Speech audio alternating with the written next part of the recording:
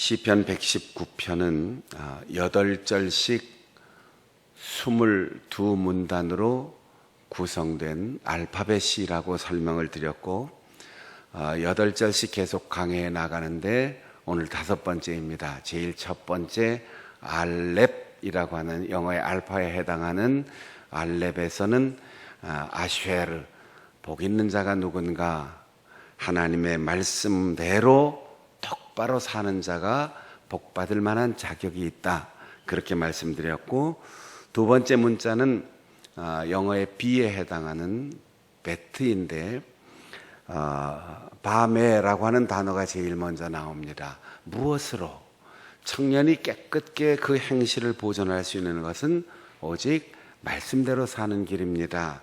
세 번째는 김멜이라고 하는 문자로 시작하는데 가말, 여호와께서 나를 후대하셨습니다. 넉넉하게. 하나님의 말씀은 우리에게 까다롭게 들어오는 게 아니고 우리를 풍성하고 윤택하고 넉넉하게 대해 주신다는 거죠.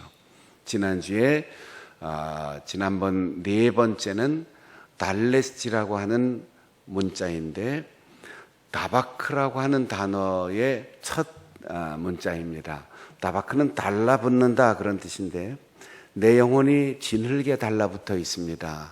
그러므로 이제는 하나님의 말씀에 달라붙어서 생명을 얻게 하옵소서, 이렇게 기도하고, 오늘 5번째 문단의 첫 문자는 영어의 H와 발음이 같은 해라고 하는 문자인데 오늘 문장의 첫 단어는 우리의 글로는 순서가 이제 바뀌어 있지요. 항상 서로 어순이 다르기 때문에 호레니라고 하는 단어가 제일 먼저 나오는데, 이 호레니라고 하는 단어는 가르친다는 뜻입니다. 여호와여 나를 가르치소서. 오늘 우리가 읽은 이 말씀에 여호와여 주의 율례와 도를 내게 가르치소서, 이렇게 되어 있지만 히브리 성경에는 가르치소서, 이렇게 제일 첫 단어가 시작됩니다.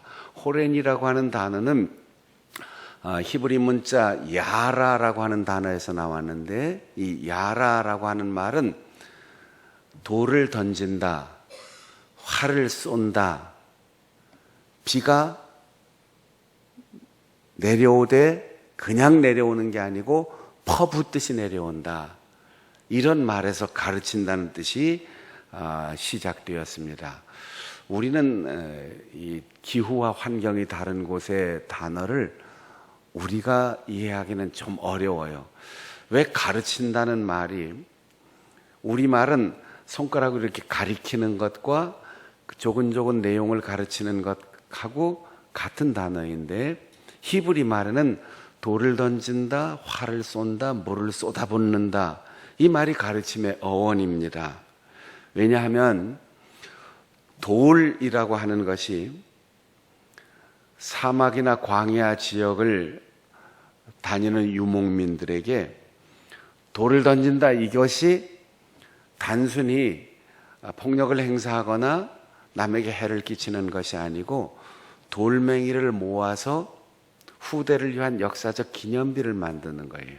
혹시 여러분 마이산에 가보셨어요? 참 신기하게 돌멩이를 그렇게 쌓아놓았는데 그 후대 사람들이 보면 이걸 쌓은 사람이 누굴까 궁금해지잖아요. 저절로 돌멩이가 그렇게 쌓일 리는 없는데 곳곳에 그런 탑이 있는 까닭은 누군가 다음 사람에게 무엇인가를 얘기하고 싶은 거지요. 구약 성경을 읽으면 종종 그렇게 돌멩이를 12지파의 숫자대로 가져다가 기념비를 세우고 에벤네셀이라고 했다.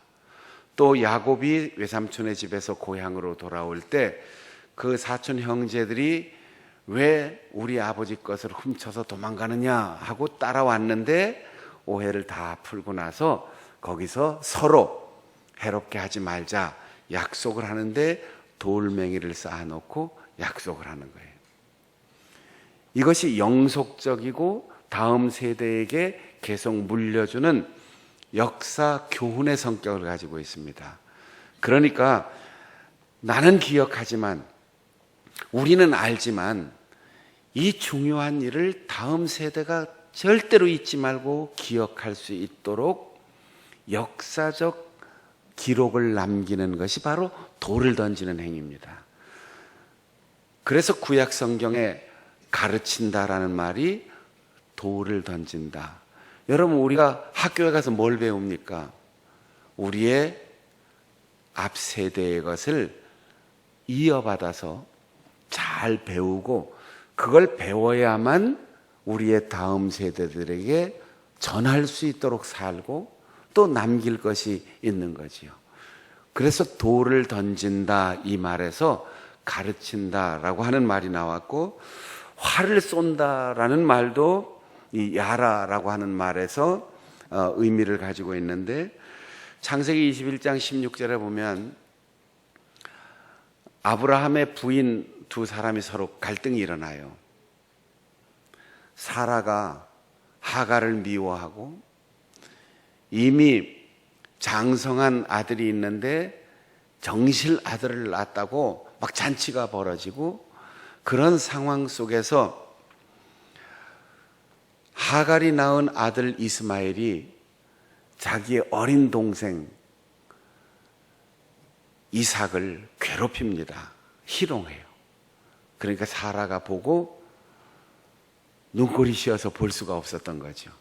그래서 남편에게 막 뭐라고 합니다. 당신 무능하게 그냥 놔뒀다간 우리 아들 큰일 나겠어. 그런데 아브라함에게는 둘 다 자기 자식이잖아요. 고민이 생겼죠. 근데 하나님이 해결해 주십니다. 하나님께서 내보내라.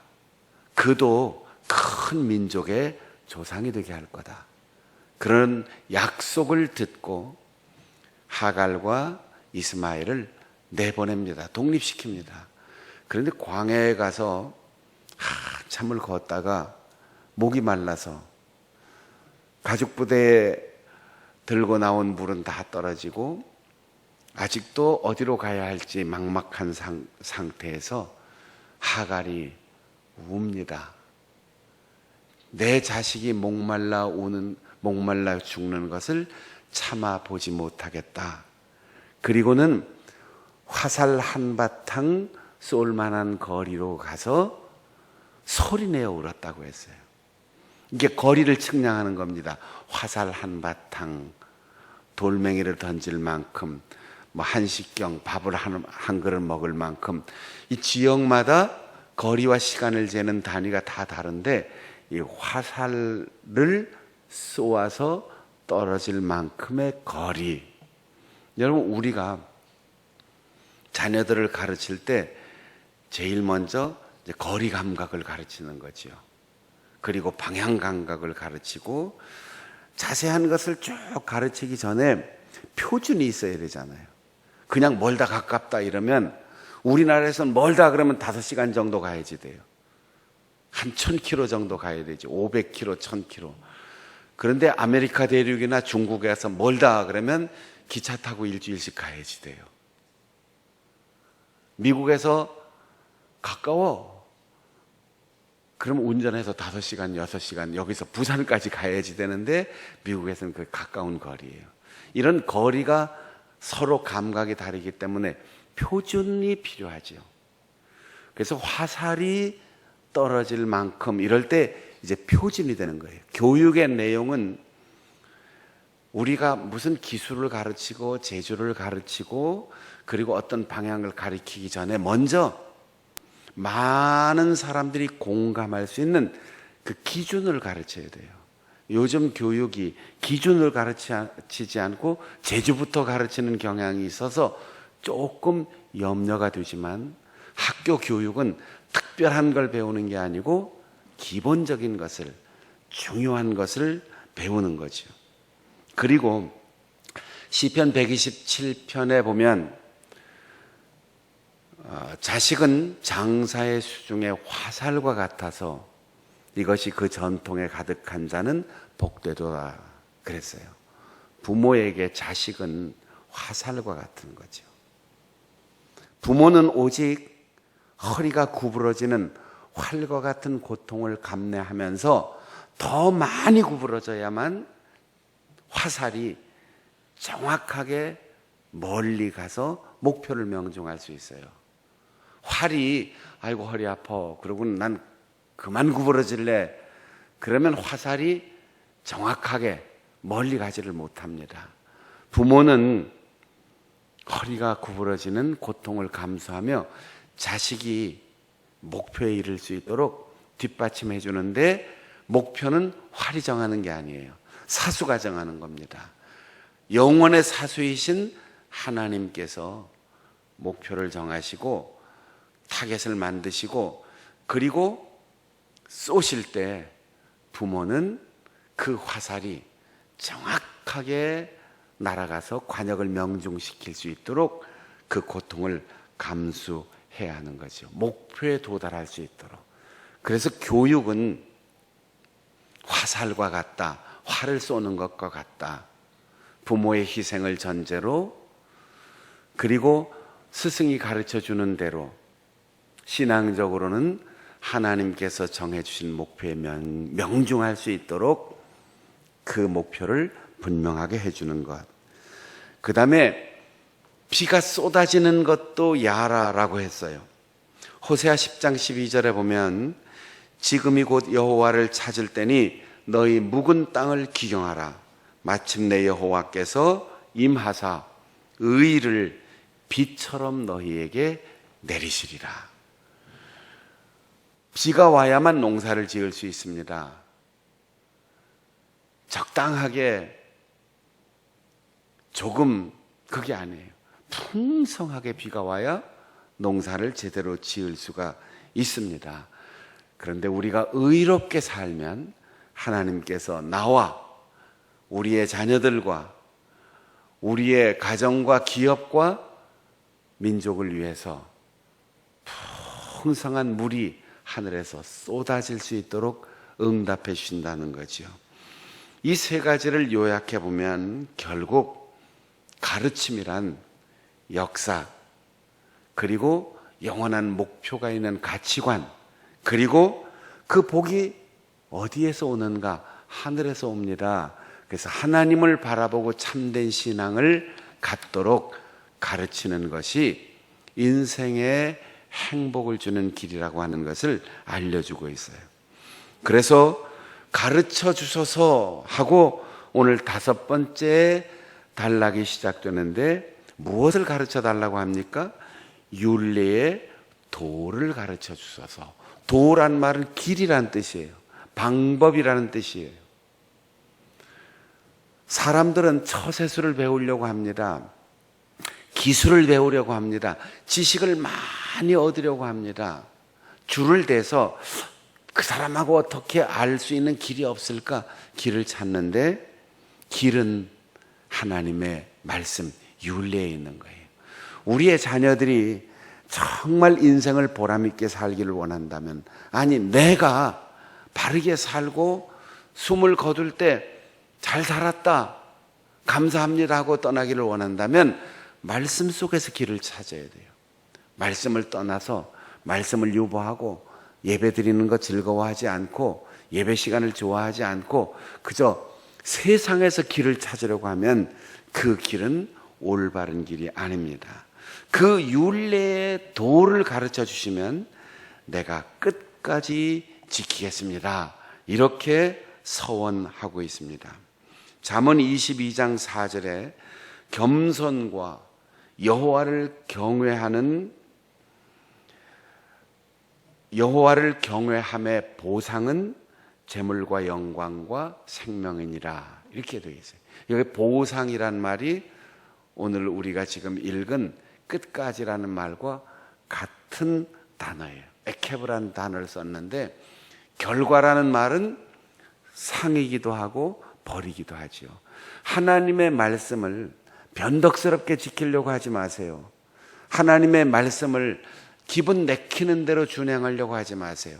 하나님의 말씀을 들었으면 보상받을 때까지, 결과가 있을 때까지 끝까지 그것을 지키세요. 그러면 반드시 여호와를 겸손하게 섬기고 경외하는 자에게 재물과 영광과 생명으로 하나님은 보상해 주실 것입니다. 이 귀한 사실을 알기에 시인은 기도합니다. 나를 여호와의 율례의 도를 나에게 가르쳐 주시고, 그리고 34절에 나로 하여금 깨닫게 하소서. 마이동풍이란 말이 있죠. 오이독경이란 말도 있죠. 아무리 좋은 말을 들어도 그냥 흘려 들으면 아무 소용이 없어요. 깨달아야지 돼요. 깨닫는 것이 하나님의 은혜에 달려있기 때문에 말씀을 읽으면서 시인은 기도하는 거예요. 하나님, 내 눈을 열고 내 귀를 열고 내 마음을 열어서 하나님의 말씀이 내 귀에 들려올 때, 선포될 때 그 의미를 깨닫게 해주십시오. 그러면 내가 전심으로 지키겠습니다. 사도행전의 바울 사도의 그 복음전도 여정을 보면 빌립보에 가서 처음으로 유대인이 없는 환경에서 회당을 찾지 못해서 강가로 나가 조용히 어디 가서 기도해야지 했는데 루디아라고 하는 여자를 만납니다. 마침 사람을 만나니까 바울 사도는 그가 했던 대로 유대인이 아니지만 하고 예수 그리스도의 복음, 십자가의 복음을 전했습니다. 그런데 하나님이 그 마음을 열어주셔서 말씀을 깨닫게 했다고 했어요. 루디아와 같은 사람을 만난 것이 바울의 유럽 여정의 첫 발걸음이었는데 얼마나 행복했을까요? 얼마나 좋았을까요?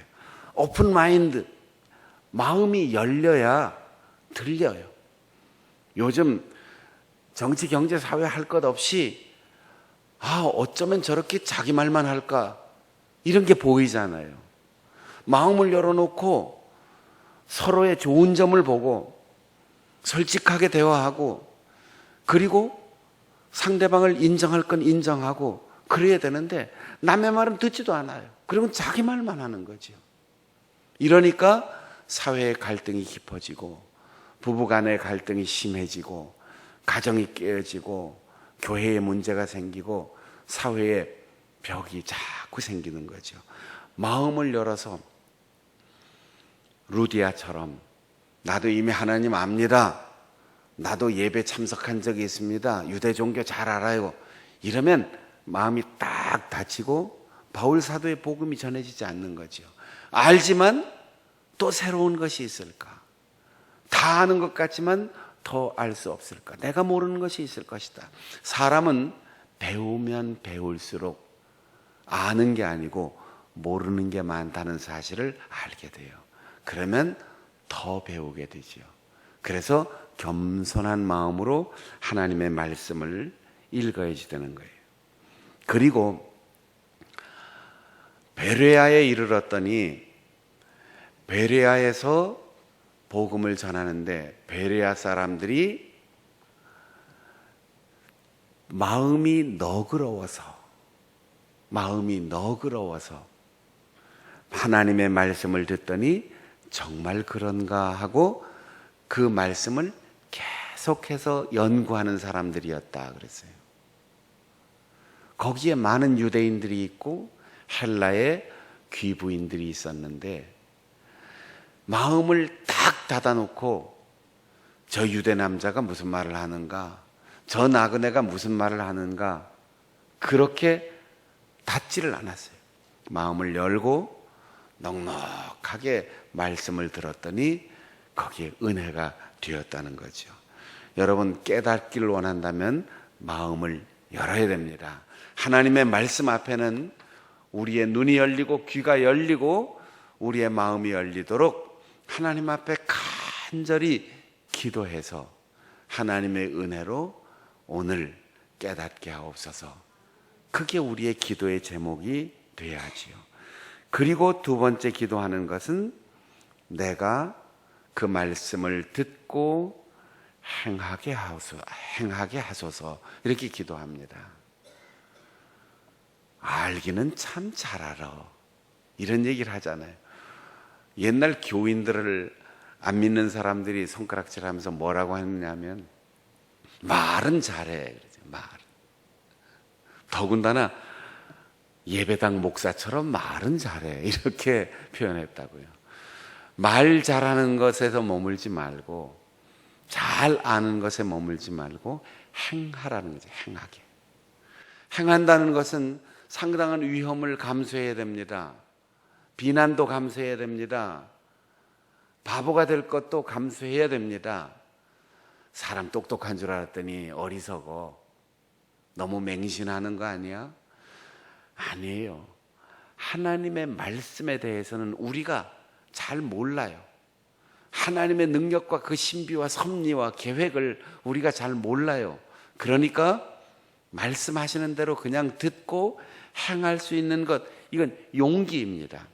마태복음 26장에 25장에 여러 가지 비유가 나오면서 달란트의 비유가 있어요.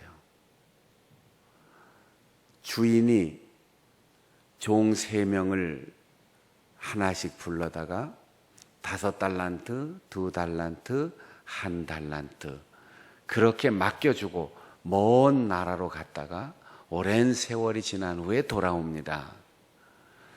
달란트는 우리 교회학교 유치부 유년부에서 달란트 잔치 하는 것처럼 동전 하나가 아니에요. 떡볶이 한 번 바꿔 먹을 수 있는 가치가 있는 게 아니에요. 이 달란트는 금의 무게를 달아서 계산하는 화폐 가치인데, 요즘 우리 돈으로 환산하면 1달란트는 약 6억 원 정도의 돈이에요. 그러니까 5달란트는 30억, 2달란트는 12억.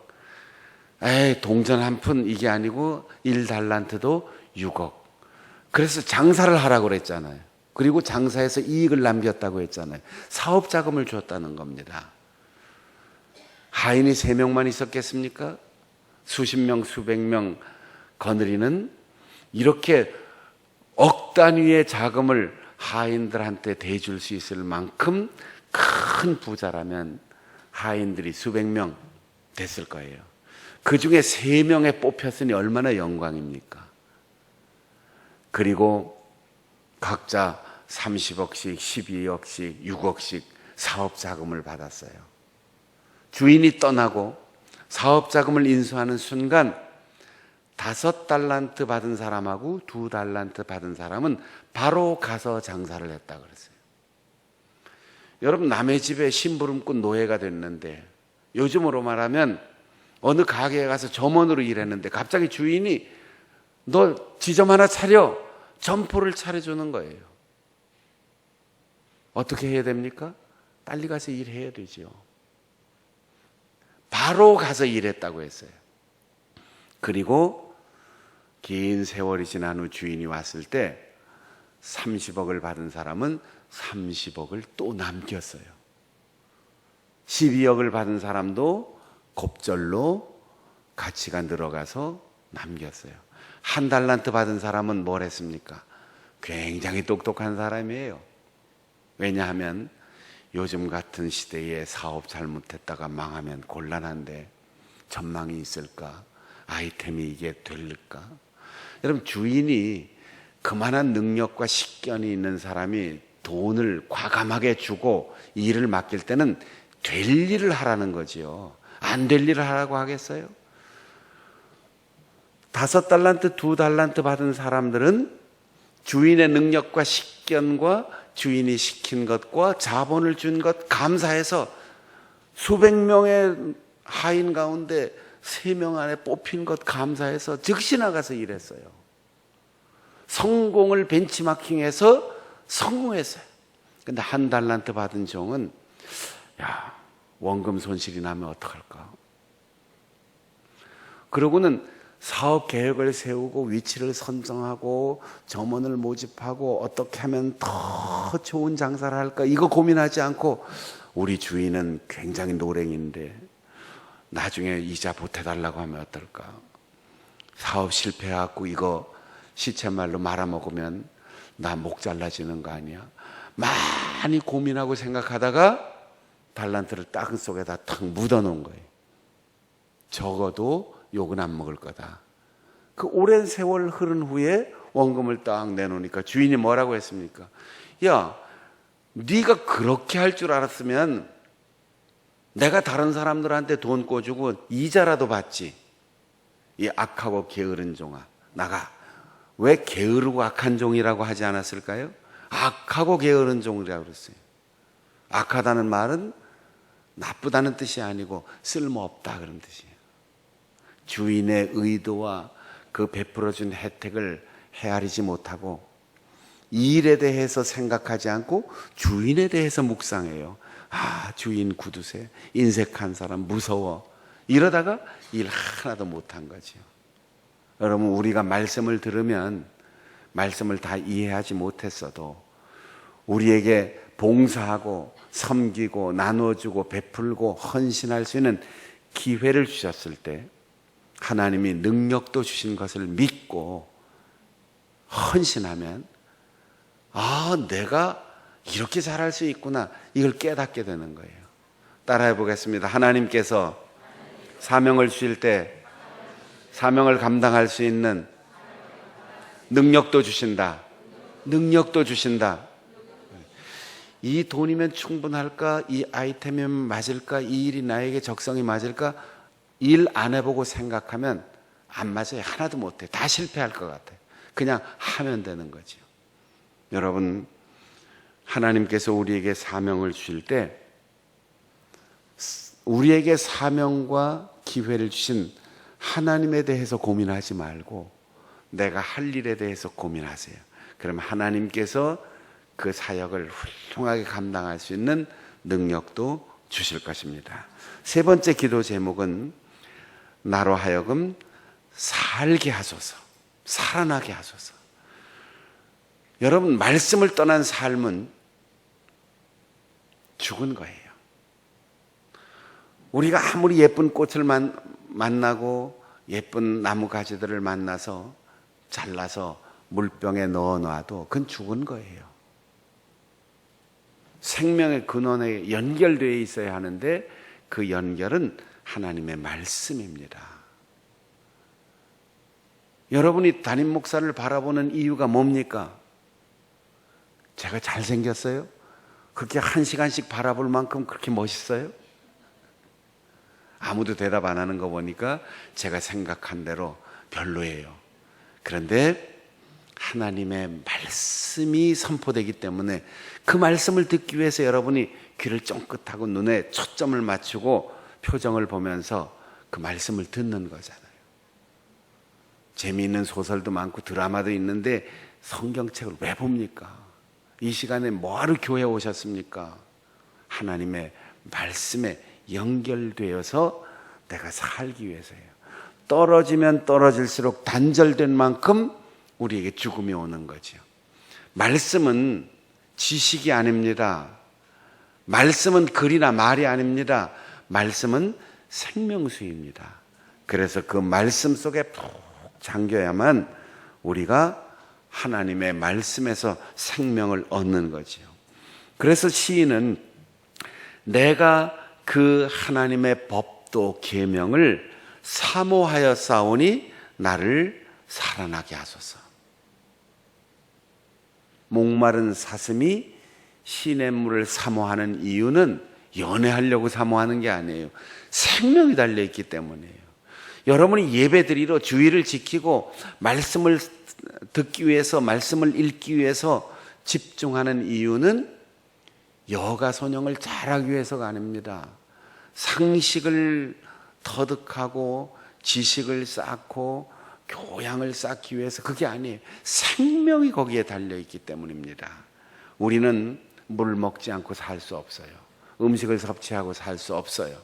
우리는 하나님의 말씀이 없이는 생명을 연장할 수 없습니다. 우리의 생명이 말씀에 달려 있음을 믿고 오늘 시인처럼 나에게 생명의 말씀을 가르쳐 주소서. 말씀을 읽고 들을 때마다 나로 하여금 깨닫게 하시고 미루지 않고 핑계하지 않고 즉시 행하게 하옵소서.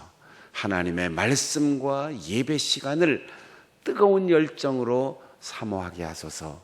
그렇게 기도하여서 생명 있는 성도들 될 수 있기를 바랍니다. 우리 함께